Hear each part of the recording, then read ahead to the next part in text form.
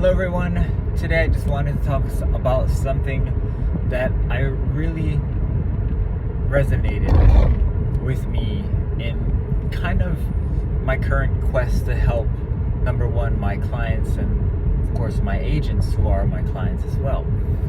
And this is gonna come as kind of, I guess, not a shock, but maybe a different way of phrasing something. Okay, so there is something called the expectation and experience gap.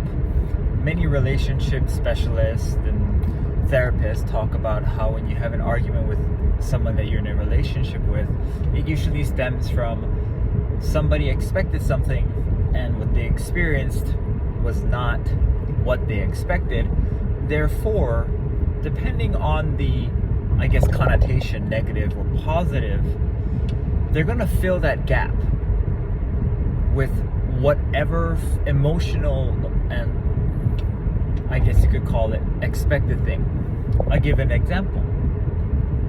So let's say we go to this party, and when we're at the party, you know, I'm having a great time, but my spouse wants to go home, and I'm thinking, well, why are we gonna go home? I mean, this is a great part. I'm having a blast. I thought you wanted to come to this too.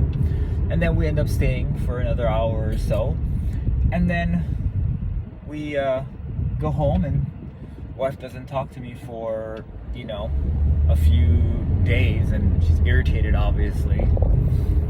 And then, you know, we talk it out, and she's like, I only went because I thought it was something we had to do. I thought we were both gonna go and hang out, say hello, do our, like, you know, our rounds, and then leave, not stay and have fun. Like, I was not expecting that, and so my experience is junk. And now she spent the last 2 days kind of like blaming me, and all these feelings come up with all these other times that potentially my expectations or her expectations didn't live up to the experience of me or of anyone.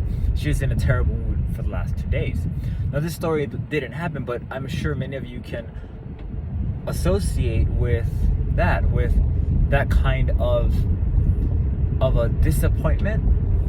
And when it comes to us as being agents, we have to set very detailed and strict expectations. Now, what does that look like?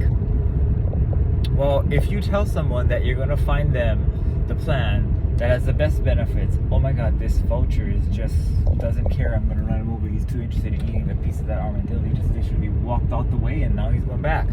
Anyway, sorry, we got these black vultures. I think they're called turkey vultures. They're crazy. Anyway, so what I'm trying to say is that you cannot build an expectation of what you are going to do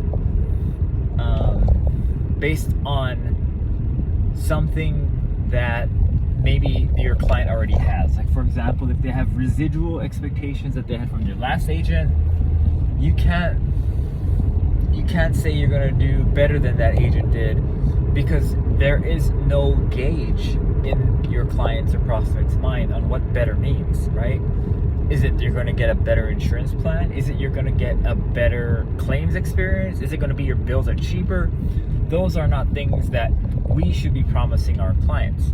What we should be promising our clients is things like, we're going to look out for your best interests, provided you tell me what those best interests are. What is your thought process in making this kind of a choice to get into this type of plan? Because that's really all we can provide, right? I cannot provide you with a better experience on your insurance plan. What I can provide you with is a better experience in the sales and selection process of said plan that you would choose. Client, you have to tell me what your picking criteria is. Why do you want this plan? Why do you think it's good? Right? What are your expectations of me so that I can get my experience up to meet you where you need to be, so that we don't experience this expectation and experience gap. And I believe it is all about perspective and agenda, and kind of the misalignment of people's perspectives and agendas. That kind of sums up what I wanted to say, but I want us to take it one step further, okay? So There's an expectation and experience gap in every single relationship related to healthcare, okay? What does that mean? Well, you have the member. That's the patient, client, all that one person, right? Member, patient, client, which is one person. They have a relationship with their doctor.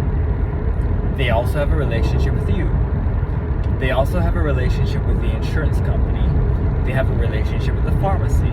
They also have a relationship, whether they know it or not, with the pharmacy benefit manager and with the telephone person that they speak to if they need customer service help from the insurance company. So there's relationships all around. And us as agents have only really the control over the relationship with the client. We have no control over the expectation and experience with the insurance company. We can help influence it, but we do not control it. And that's where I feel like a lot of us as agents kind of fail, as we say, well, we thought it was covered, it should have been covered, and all of a sudden, you know, it takes a lot more effort to be covered, or it's kind of it's not gonna be a good experience, right? Let's say you sign someone for a plan, doctor not so happy. Now we have patient-doctor expectation and experience, and they're not getting it. Let's say you have a doctor, a client doctor, who is having terrible claims experience or billing experience with an insurance company. They go and blame it on you, right? That's a relationship we have nothing to do with. We shouldn't. We should not blur the lines between the relationship. Yes, we can help facilitate, we can help potentially push things through, but ultimately our job as agents is very segmented, as everything is. It's there to, number one, protect us, but number two, it's there to kind of provide a level of final say. The buck ends here, right? The buck doesn't end with Matt. The buck ends with the claims department saying whether or not it's going to be processed. It's not my fault. It's their decision, because supposedly they are the specialists in that line of medical necessity. Not me, not the patient. Claims department or prior authorization department. So make sure when you're, talking to your clients, you are setting these expectations, because I've had many of my clients, they say, I don't understand why my insurance doesn't pay, and they think there's something that I can do. There is. I can help them push the process through to get these claims reviewed, but I don't have any say in it. What the insurance company ultimately decides is usually between the patient and the insurance company, and potentially the doctor, if the doctor, it has to go peer-to-peer or something.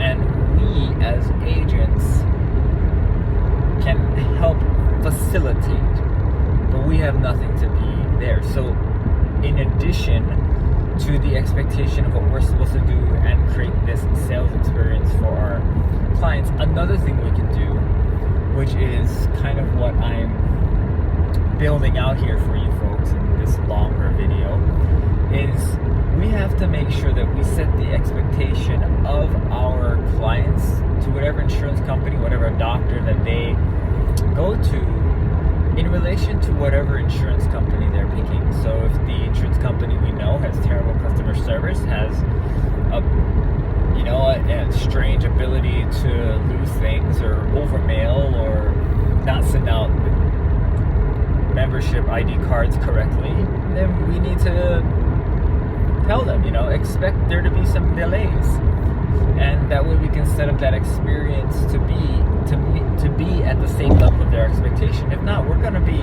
looked at as fools, right? Because we're supposed to know those things. We're supposed to know the relationship and the expectations that ultimately are going to happen if they enroll in said plan.